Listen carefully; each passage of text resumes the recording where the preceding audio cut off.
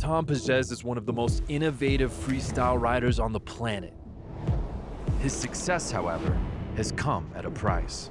Our tricks, when we try and learn them, it takes a lot, you know, and that's where Tom is so impressive, is he's doing stuff that nobody else does, no one else ever really thought of, and he's actually executing it, you know, and putting in full runs and getting the gold medals.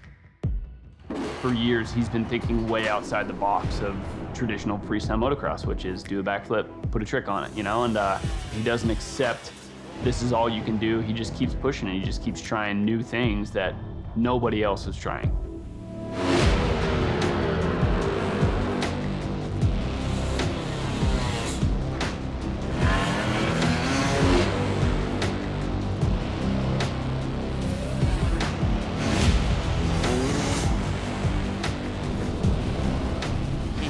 Everything to win this contest. Yeah, He's got exactly. it together. As we talked about before, he has all the ingredients. It's just what mental state is he going to be in when he gets out there. I've always been watching the X Games, you know. So many memories. There was like Travis Pastrana, him with this 125, like pinning on the track, wide open and just killing it. And I'm like, wow, that's what I want to do. À Nantes, il n'y avait pas d'endroit local pour ça. Ils ont pas commencé à Nantes. La moto, c'est plutôt le BMX et le vélo. So it was natural for us to try to do like what we were looking in magazine or video. So we start by doing races. We want to be the good racers. And little by little, we start to do some new features, some tricks on the jump during the race. It was just natural. We didn't write that we wanted to do more freestyle motocross, you know what I mean? It was easy for us to go in that way. So we had this small wood ramp, which was really bad, but it was our only ramp. And we were like trying to do some backflips, but no technique at all. Like, we didn't know anybody who was doing backflips, so nobody could teach us. My brother was obviously like going first all the time. He had to be the first one because he wanted to be the first one who could do a backflip, the first one. Everything had to happen before I was doing it.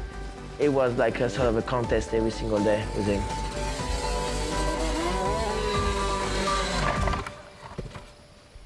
He just seemed dedicated and crazy, really. I know Charles was even more crazy.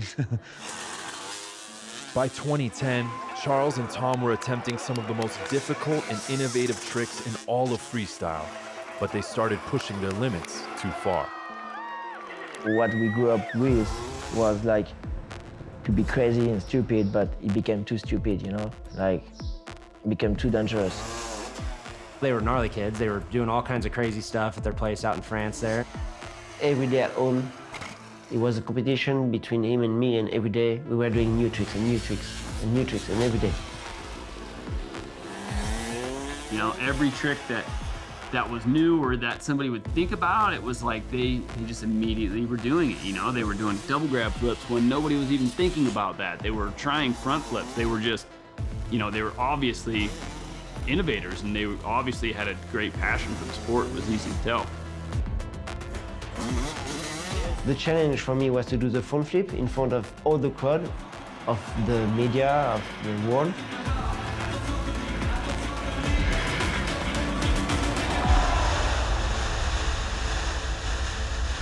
He went for it, and obviously he was not ready enough, and he crashed.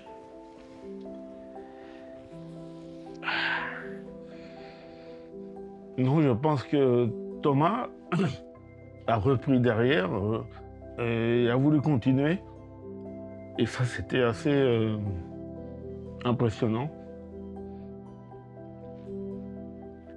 I saw him like knocked out, but this time it was different, like not moving, and I took his hand, and not even his hand, like not even like nerves, like nothing, and bit of blood on the eye, and he never gave me any sign.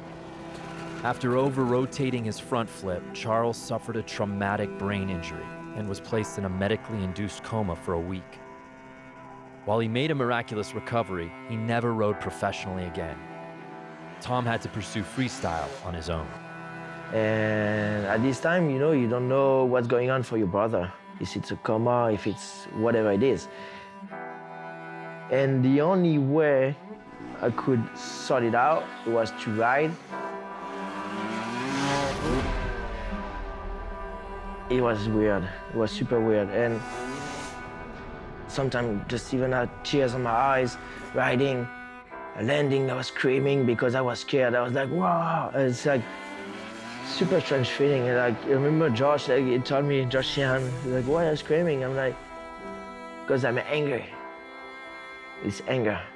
And there was no question of thinking of stopping freestyle or whatever. It just, if you take a risk, like you always took risk, I always took risk. We are together. It's not because one is crashing that we're stopping. It's actually become sometimes easier. I'm like, okay, I'm gonna be sitting next to him at the hospital if I crash, you know? He's not gonna be alone. And that's my spirit. It's like you don't leave your friend alone, never. And not at all when it's your brother.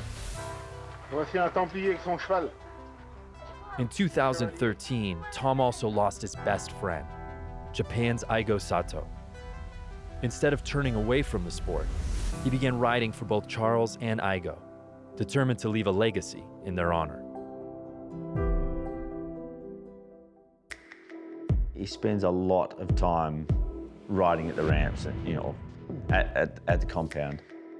It'd be all day, like you'd go out in the morning, all morning, setting up, riding, whatever. You'd go for lunch break, then you'd be out there all afternoon. He spends more time than anyone, I think. He was always different. He loves motocross, he loves to touch everything. And I think for a few years he was a little bit, you know, kind of involved in a lot of motorsports. He's really kind of like a Travis Pastrana, you know, it's like moto is only one passion. He has a lot more passion. And then he changed and he focused 100% on moto in you know, the last few years and became kind of a freestyle winning machine to a point. This is amazing. Listen to this crowd. He made that look smooth. Again, a double backflip, no-hander. He's on pace right now, Mike. Oh, massive 3 on the step down. Attaboy, Tom. We knew you had it in you. So he took freestyle to a level where it made it difficult for a lot of guys to keep up. To work out a bike flip on a quarter pipe was just insane. I don't think anyone's been close to that, and it's unique and it's crazy. It's definitely a defining trick for Tom. I mean, perfectly. With each year, it's like you think something can't be done, and then it gets done, and then it becomes the norm. Yeah, bike flip, grabs the seat, pulls it back. He's not just winging it either, and that's what I do love about Tom is he's actually going out, thinking about it, thinking how it's gonna work, how can I build my bike to do this, and then he goes out and executes it. This is a solid run. This is the Tom we were talking about all night. 10 years to get his first freestyle gold medal.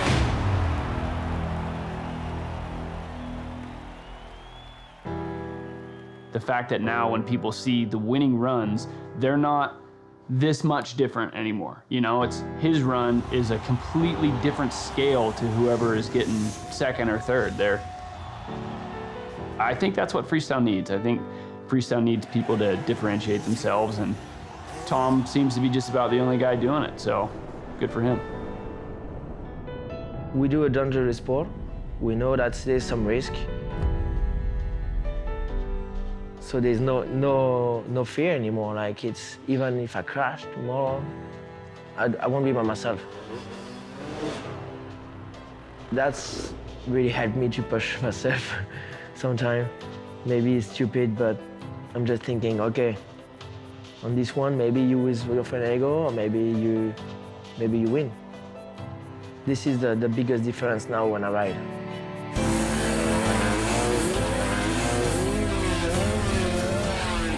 Tom's contribution to freestyle motocross is, I mean, I would put him pretty much like right under Travis. Pastrana came out, did all this crazy stuff that you would never think of, and Tom's that next level of Travis, you know, bringing in stuff that no one does, and, you know, he has his own style to it, and he's innovative, and I think that's huge for our sport. You know, he's not a guy just trying to watch a contest, see what's going on, and come out to the contest with it. He's actually trying to push the sport and push what he does. We can do more, always.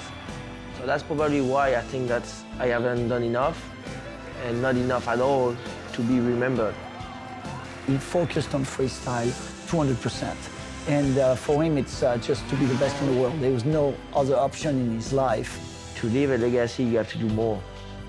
So that's why I keep on riding. I'm 34 years old, and I'm not done at all.